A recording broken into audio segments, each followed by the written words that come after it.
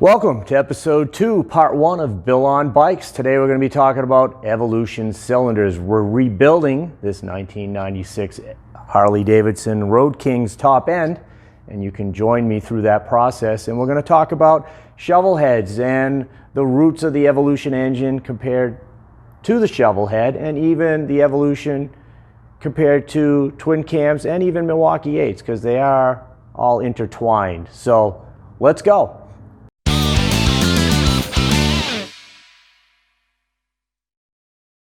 All right, well, let's talk about the Evolution engine. The Evolution engine came out in 1984, originally in the Softail. I was a dealer at that time. I was probably in my fourth, I was the head mechanic in 1980, so my fourth year of being the head mechanic in our dealership at the time. Obviously, as you know from the first video, we started in 1975. And those AMF years were tough. You know, 75 to 80 as a dealer, it was a tough time. It was very difficult to make money. At one point, we almost went out of business. Actually, if it wasn't for John Davidson, we would have gone under. So, and I'll tell that in another episode, how John Davidson basically saved our company. And also, they took the company private in 1981, and you had a phenomenal president at the time, Von Veals and Vice President Jeffrey Bluestein. Those guys don't really get the credit they deserve because they had the moxie to go up against the unions in the late 70s, dealing with AMF. And at that time, it was difficult to go against the unions. I know in the late 70s, they had cut the workforce by some 40%. They had taken like a 10% pay cut, and they were having a really tough time. The quality control was terrible. I mean, it wasn't uncommon for me to be showing a customer a brand new motorcycle. He's getting ready to pick it up. I start it up, and it just explodes sitting there while I'm showing the customer his new motorcycle. I mean, it happened quite often, actually. It was pretty sad. And the old adage, don't buy a motorcycle that was built on a Friday or a Monday, back in those days, it was true. I mean, loose swing arms, shock mounts, engine mount, it was really bad, not to mention what went on inside the engine. Anyway, let's talk about the shovel head a little bit. The shovel head had cast iron cylinders, a very older piston design with a hemispherical shape combustion chamber, so the piston had a very dome top. Not great for heat management. That was an old design that came out of the 30s. That was common in engines back then. But as compression rose, because they started getting better grades of fuel, wasn't great for heat management. So along comes the engineers in the late 70s, and they started designing the Evolution engine, said, hey, here's the problems with the shovel head. This is what we need to fix. And the biggest thing really was heat management. And believe it or not, probably the most important part of the new top end was the pistons and the heads, obviously. But the pistons were such an important part of the new engine. The reason being, in the shovel head days, the AMF AMF Harley-Davidson was manufacturing their pistons in-house. They had an old lathe. It was very time-consuming. It slowed production down tremendously. And the engineers said, we can't do this anymore. I mean, those pistons back then, we would run, on a brand new bike, you'd run about 2.5 thousandths clearance between the cylinder wall, and I have a cutaway here. This is a twin cam cylinder that's been cut that I'm going to show you later. But the cylinder wall clearance between the piston skirt and here was about 2.5 thousandths. I think the max service run out was somewhere around 5 thousandths, which they tend to reach pretty quickly because it was such a poor design. The piston would actually rock inside the cast iron cylinder, and it would scrape the oil off the sides of the cylinder wall. Well, I would have customers that would come in at, back then the first service was 500 miles, burning a quart and a half of oil, or I'd actually have customers, let's say they bought a new bike, they'd take it up to Laconia Bike Week, because I can remember one specific incident with a customer where he did this, and he just split the piston skirts right in half on both cylinders. Because it got hot, it sat in traffic, and it was just such a poor design. It wasn't really the customer's fault. I mean, you buy a new bike, it shouldn't do that. Anyway, so Harley made a deal with the unions. The unions were in pretty bad shape. They had, I think, cut about 40% of the workforce. They had cut their pay 10%. And they said, look, we have to start manufacturing in a better way, and we're going to start, here even with the pistons. So we want to outsource our pistons. All the top piston manufacturers in the world, there's probably 3 of them, and none of them in the United States. They were all out of the country, and probably the number one is Mahle in Germany, and that's who Harley-Davidson went to design our new piston. They were the leader in piston and cylinder design at that time. Even today, I mean, they're one of the tops in the world still. They're in Formula One racing, so they're phenomenal. They're just a phenomenal manufacturer. And that piston design and the material, the silicone that they used in it, the shape of the piston was quite different. If you were to look at you won't be able to see it, but this piston actually tapers in slightly at the bottom. So as you get oil building up on the cylinder wall, instead of scraping it like the old shovel head pistons did, this would actually glide almost like a surfboard on the oil. So what a lot of people don't realize is the rings play an integral part in cooling of a cylinder. That contact on the cylinder wall helps dissipate that heat from the piston crown that's created by the combustion event in the cylinder to help dissipate the heat through the side of the cylinder wall. And with the older pistons that we had, they were rocking so much, again, they were just scraping that oil off and causing more heat, more friction, and that's why we had so many issues back in the day with the shovel heads. Another issue was that big, heavy cast iron cylinder would actually start to walk because of the weight and the vibration. They weren't doweled. That was another big thing with the Evolution top end. We actually had dowels on the bottom here. That's what this little these holes are for. Each one has one dowel in the front and the rear cylinder to stop this cylinder from walking around. It's been the Evolution engine was just phenomenal of what it did for the motor company. I mean, it did save them, because if they stuck with the shovel head, it was over. Anyway, piston design is really important. And then later in the twin cam engines, they have piston oilers, which at about 12 pounds of pressure, they squirt oil up into the bottom side of the piston. And that actually helps reduce piston crown temperatures by 50 degrees. The difference between the shovel head and the Evolution cylinder head temperature just at the spark plug washer where the spark plug makes contact with the cylinder head was 75 degrees, and that's without piston oilers. So that's pretty good just in that new design. So we also had a lot of issues with head gaskets back then. The initial head gaskets that Harley came out with, I think we went through 4 renditions of head gaskets before they finally got it right. They just kept blowing. A lot of that was, and I would tell this to my customers, look, warm the engine up. The motor company says it can take up to 15 miles on a standard temperature day for this engine to come up to full temperature. And part of that engine warm up is the expansion of the top end. This cylinder expands up, these studs stretch and expand, and all that is part of the clamp load on the base gasket and on the head gasket. And the guys that would take the bikes out and, wick the throttle and take them over 3,500 RPMs, they're the ones that would blow head gaskets all the time because they didn't let the engine warm up and expand and help, that clamp load help just tighten everything up. Also, the materials weren't the best back then that they had, but later they finally got it right. On this top end, we're going to be using these new S&S cylinders. They're a little thicker. They're actually really nice. And we'll use the new Kevlar head gaskets. Sometimes I will use the Cometic 3-piece head gaskets. These are probably my favorite, but I use these more in high performance applications.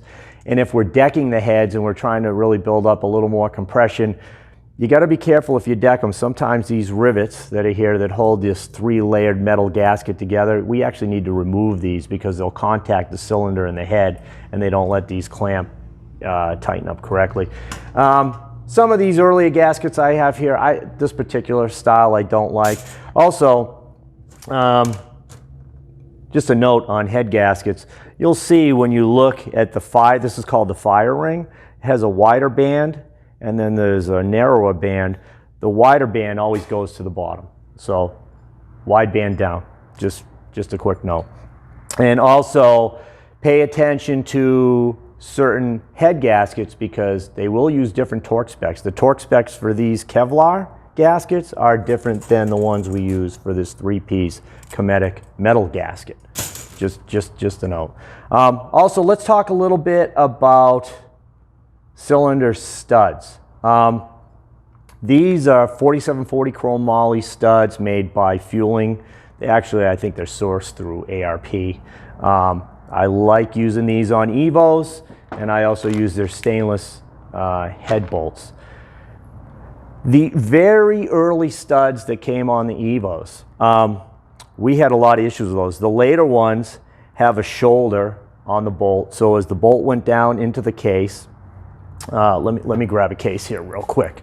I have an Evolution case that we can show you. So on this Evo case, this is where the stud would go down. I'm going to turn this upside down. And on the early ones, this is how it would have looked. And they call these threads, this is a J thread. It's a little bit different for locking purposes. But anyway, if you look at this case and you look at the inside, these are not blind holes. A blind hole would be sealed. It doesn't go all the way through. Well, this is your flywheel compartment. And you have this hole here that goes all the way up, hits the threads, and that's it. Well, what happened was, and even on the early Evo motors, we had a base gasket that wasn't a perfect circle all the way around here. It kind of stopped. It looked like a U. So what would happen is, as the motor got hot and expanded, you would have the oil push up here, past the threads, and it would just come out past the non-existent base gasket, and we had leaks all the time. It was constantly fixing leaks. Finally, the motor company came out with a new stud. And it had a flange on the bottom, and these, it's hard to see, but they have a smaller flange, but it works. This flange here goes down like this, and it helps seal that oil. If we do look at twin cam cases, Milwaukee 8 cases, we now have a blind hole, so there's no way oil can get up in here because it's totally sealed, but that was an issue back then.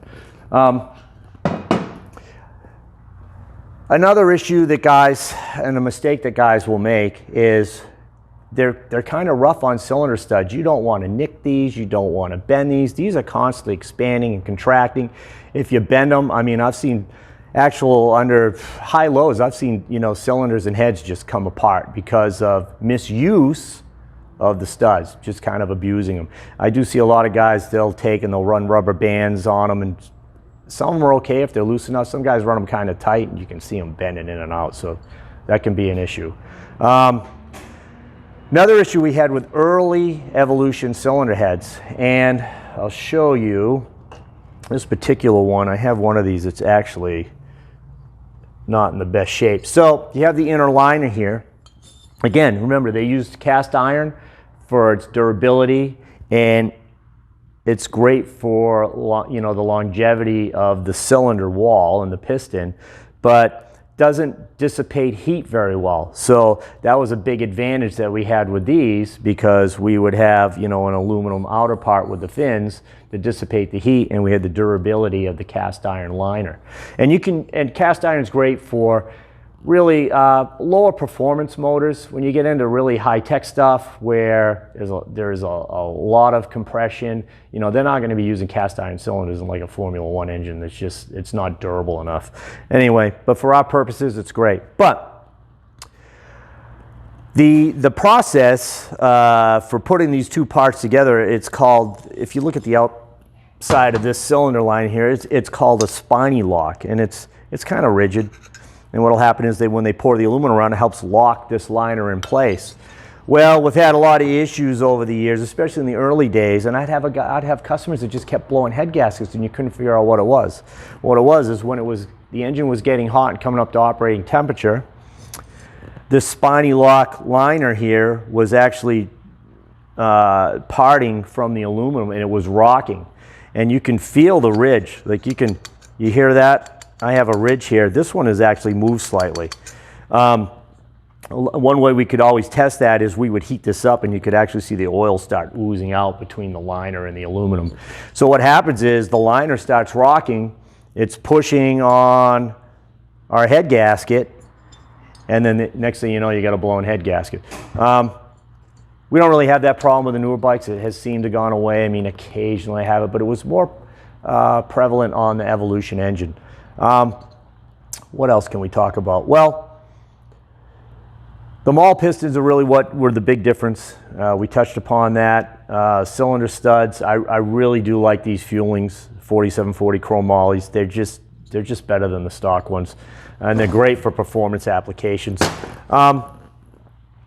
Let's talk a little bit too about tappets and rods, because over the years when the Evo first came out, it was a new oiling system. The lower end was almost identical to a shovel head, except when you get into the oiling of the tappets and the top end. Previously, we had always had external oil lines. They were prone to leaking. They were just a pain to put together. So in the Evo, now we had a oil system that was feeding the tappets and the top ends, similar to, let's say, a Chevy V8.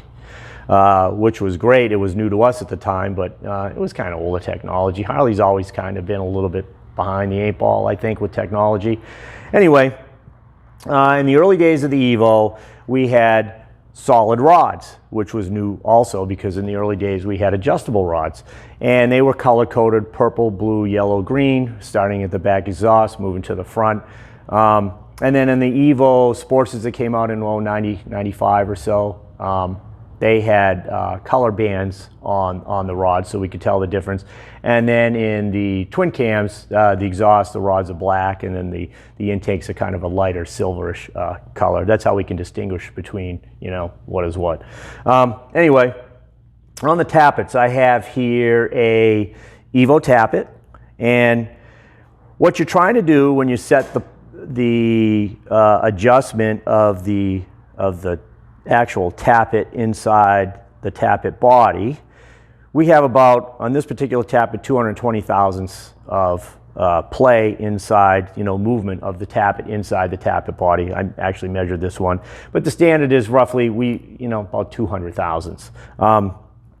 There are some other tappets on the market. I think Woods has one that I think they have another 80 thousandths or so inside the tappet body for movement of the actual lifter, but the other ones pretty much are all standard 200, 220 thousandths or so.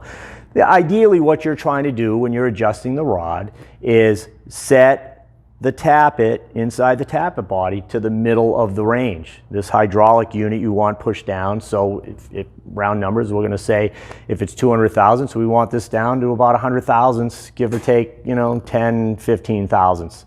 That's what you want, ideally what you want to do. So when the Evolutions first came out, we had a solid push rod, and guys wanted to put bolt-in cams in. And the big controversy was you can't put a bolt-in cam in an Evo motor using the stock rods. Well, that's just not true, because most cams, especially back in the day, the big one we put in a lot of was either the Screaming Eagle or the Andros EV3, I think was the biggest one.